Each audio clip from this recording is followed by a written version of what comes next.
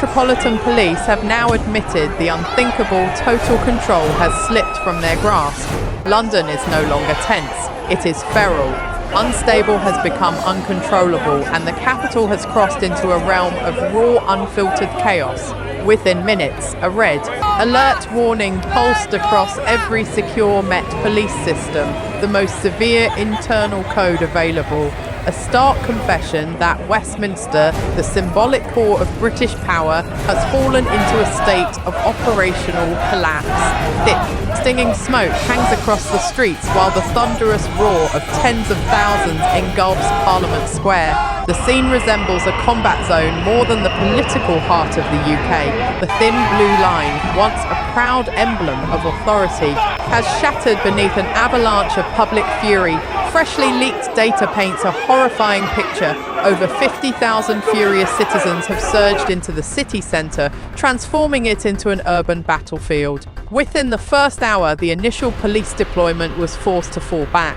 Retreat after retreat, a silent admission that they are being crushed. Nearly 300 officers have already been injured in the opening hours of the clashes.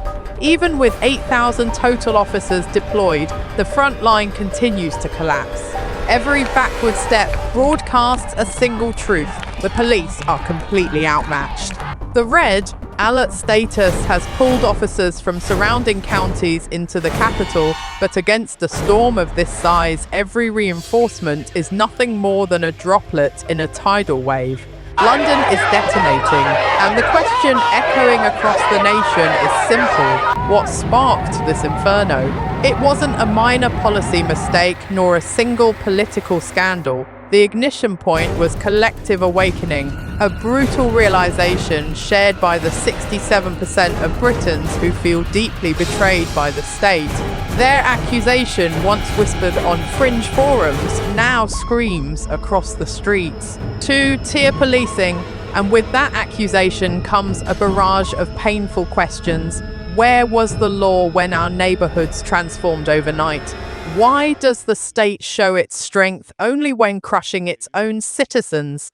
This is not hooliganism. Despite what the mainstream narrative insists, footage shows exhausted, ordinary people, elderly women clutching handmade placards, fathers watching frontline officers buckle under pressure. The social contract, the very foundation of British life, is audibly ripping apart. We have crossed the tipping point, and the descent is getting darker.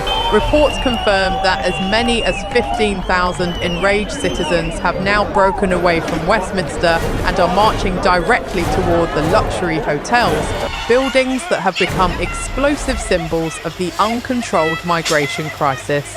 Police command centres are scrambling, frantically redeploying units to shield these high-profile sites, but a chilling snippet of leaked radio transmissions captures the true state of despair. We do not have the numbers to hold the line. One sentence, one devastating truth: London isn't imploding because of a sudden incident.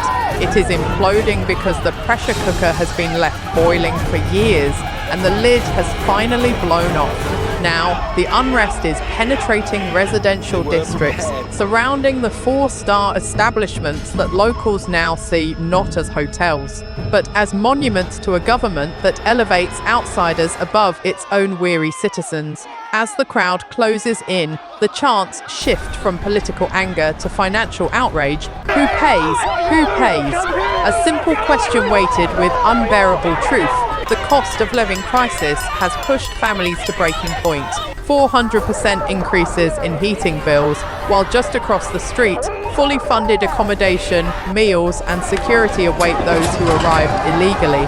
The injustice is not abstract, it is visceral. Newly leaked government accounts expose the staggering reality: £8 million every day, £3 billion every year. That is the bill for housing asylum seekers in luxury hotels. Numbers so vast they feel like a physical blow, especially when compared with the crumbling welfare state. A British veteran who paid taxes for half a century shivers in a freezing home, while a young man arriving illegally steps into a heated room with catered meals, funded by her taxes. This is not just moral collapse.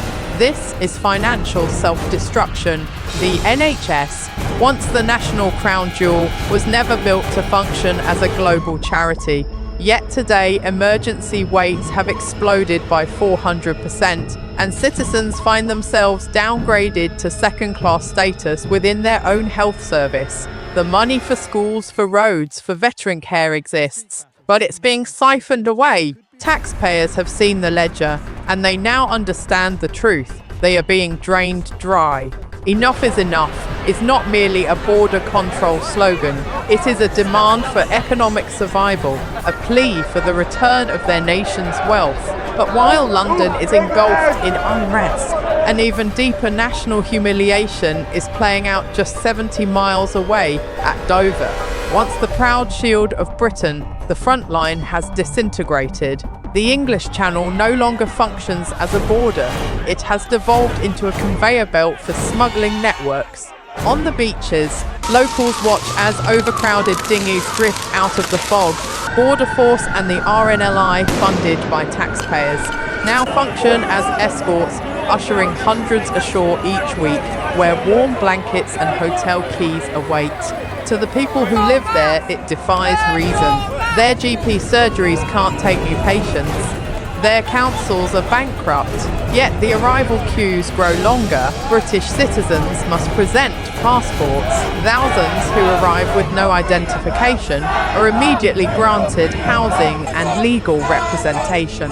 This is more than anger. It is the crushing certainty of being mocked by your own government. A nation with its lock snapped off, a front door left swinging open, and this border collapse is feeding the brutal mathematics of national decline. Because the revolt sweeping the country is fueled by the revelation of the largest wealth transfer in modern British history, £8 million per Dalton, why £3 billion per year, flowing straight from working Britons to corporate hotel conglomerates. Feeding chaos while public services decay, the NHS, the welfare system, local councils, all drained, all sacrificing the citizen to fund an endless crisis. A grandmother who served her country freezes in her home, an illegal arrival stays warm-fed and protected down the road. The money exists for potholes, schools, veterans, mental health. It has simply been redirected to migration. The people have studied the balance sheet. They understand they are being ruthlessly exploited. And the economic catastrophe is merely the fuse beneath a deeper wound, the cultural one. Millions of Britons now feel the profound grief of losing their homeland while still standing on its soil.